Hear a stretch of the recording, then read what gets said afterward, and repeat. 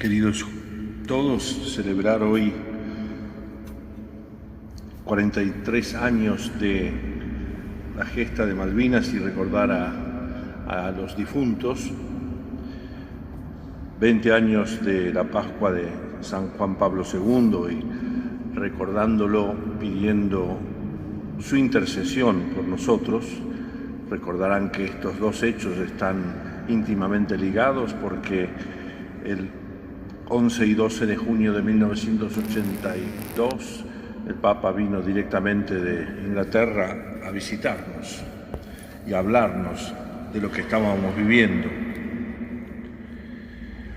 Siempre cito el mismo salmo porque hace pensar, sobre todo cuando celebramos un aniversario o la muerte, la Pascua de algún ser querido, porque pensamos a recordar su historia, la relación con nosotros, el tiempo que pasó, el tiempo que pasamos. Y ese salmo dice: enséñanos a calcular nuestros años para que nuestro corazón alcance la sabiduría. De lo contrario, el paso de los años es simplemente como esos relojes que cuentan el paso del tiempo, o cuando éramos chicos, aquellos avalorios que se llamaban con las bolitas para enseñarnos a las primeras armas de la matemática. Pasan. No. La historia es un signo de la paciencia de Dios que quiere que todos se salven. Pero frente a la gesta de las Malvinas, también a la visita del Papa aquí, a nuestros seres queridos que han partido, no podemos evitar hacernos preguntas. Muchas quedan sin respuestas aquí, hasta el día que veamos cara a cara. Porque buscamos y anhelamos respuestas. Y la respuesta que nos regala la palabra de Dios hoy en Isaías son las lecturas que se han leído en todo el mundo y que se seguirán leyendo hasta el final de este día miércoles. Nos dan cierta respuesta, pero es una respuesta vocacional. Y cuando yo digo vocacional no estoy diciendo tenés que hacerte cura o religiosa. Vocacional, la vocación que todos hemos recibido en el bautismo.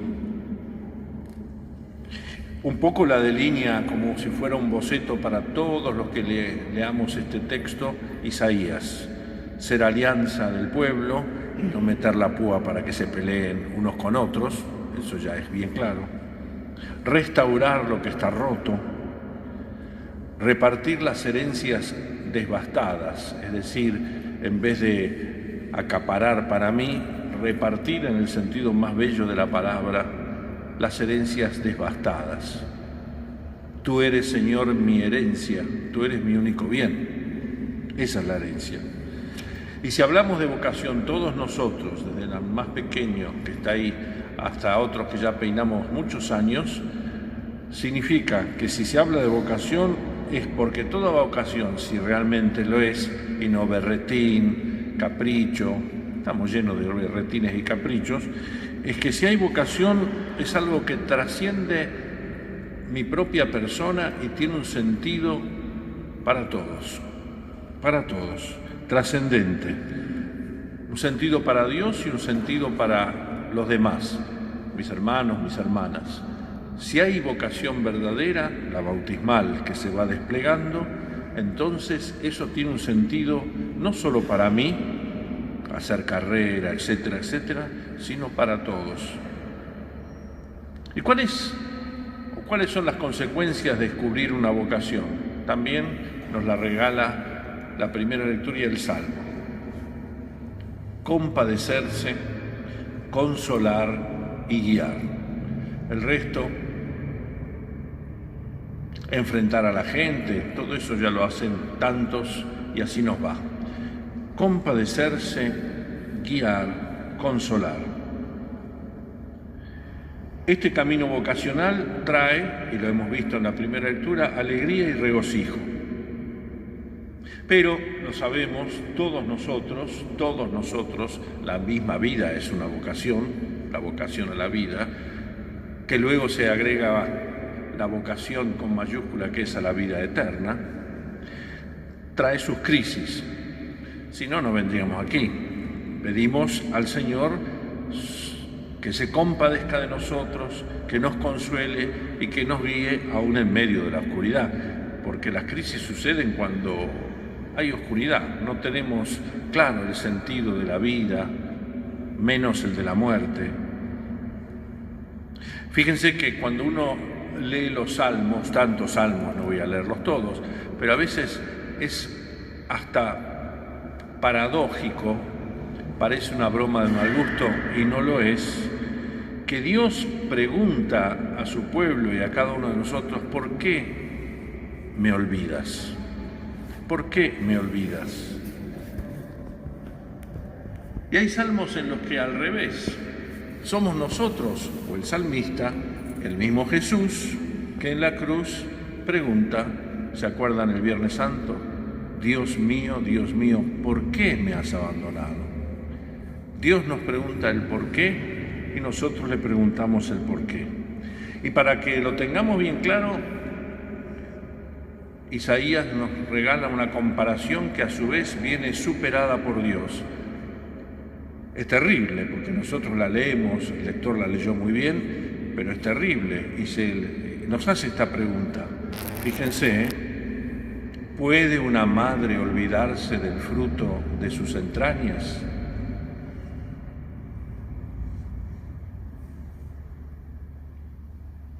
Y uno diría no, pero se da. A veces nos impresiona el leer en un diario, sin juzgar a la persona, que esta madre se olvidó del hijo y qué sé yo, que lo abandonó. Nos estremece porque pensamos en nuestra propia vida. Y una madre piensa en sus hijos. Pues aunque tu madre se olvidara de ti, yo jamás te olvidaré. Es una comparación como un punto de apoyo que es superado.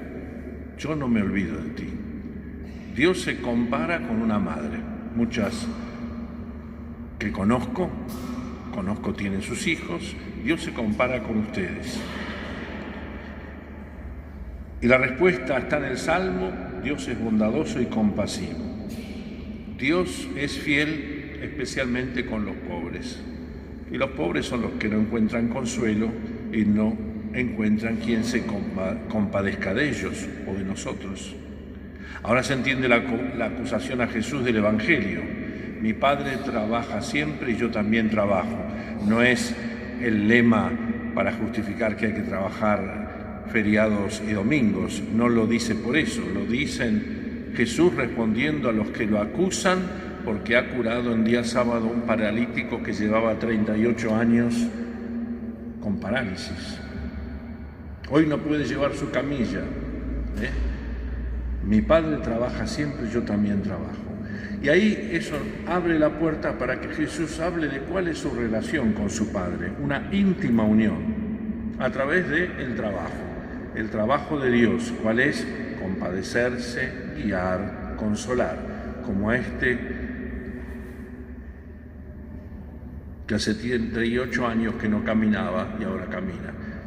Y era un conocido porque prácticamente desde el nacimiento que estaba ahí. Sí, es un don, una grandeza recibida. El hombre por sí solo no puede hacer nada. Y Jesús explica lo que hace como una dependencia total con el Padre. En el Evangelio que leyó el Padre Kevin, constante dice: mi Padre y yo somos una sola cosa, una dependencia total. A lo largo de todo el Evangelio de Juan y estos días hasta que celebremos la Semana Santa, lo vamos a ir viendo, cómo esa obediencia y transparencia de Jesús con el Padre nos habla de una verdadera transparencia. Cuando un hombre o una mujer es transparente y cuando lo que piensa, lo que dice y lo que hace van en la misma dirección. Cuando Jesús, ¿y por qué dice que es transparente? Porque todo lo que piensa, lo que dice y lo que obra está en transparencia con su Padre. Es la transparencia del Padre. Jesús, acuérdense que en la última cena, ya termino, le pregunta a Felipe, apóstol: muéstranos al Padre y nos basta. Felipe, tanto tiempo estoy con ustedes, quien me ve al Padre. Somos una sola cosa. Puede donar su vida porque su vida, la vida de Jesús, es la total acogida del Padre, la transparencia. Puede donar la vida porque donando la vida, Él, valga la redundancia, nos da la vida. Y ahí ya empieza a hablar en Juan, en el capítulo que hemos leído, el 5, todavía falta para la resurrección, de la resurrección. Porque la vida es un don.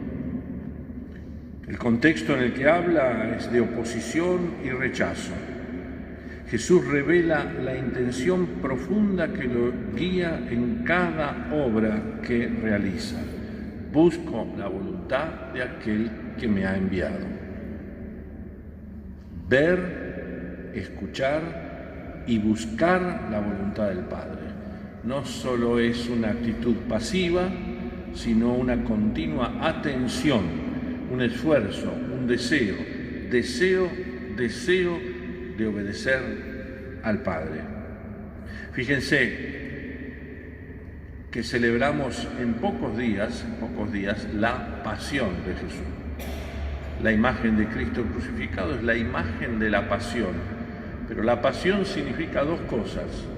Cuando vemos esa pasión de un jugador de fútbol, ese sí que suda la camiseta, que no es pechito frío.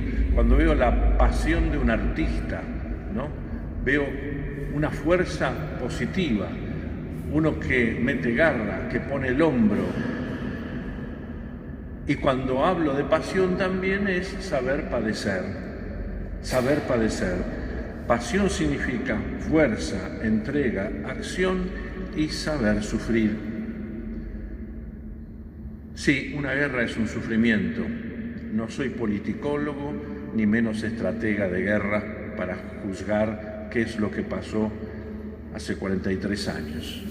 Pero sí me acuerdo de memoria, prácticamente de memoria, las últimas palabras que el Papa Juan Pablo II, antes de partir de vuelta para Roma, nos dijo. Digo nos dijo porque el último párrafo fue dirigido a los jóvenes. Yo era joven entonces, tenía 25 años. No dejen que el odio marchite las energías generosas y la capacidad de entendimiento que todos llevan dentro.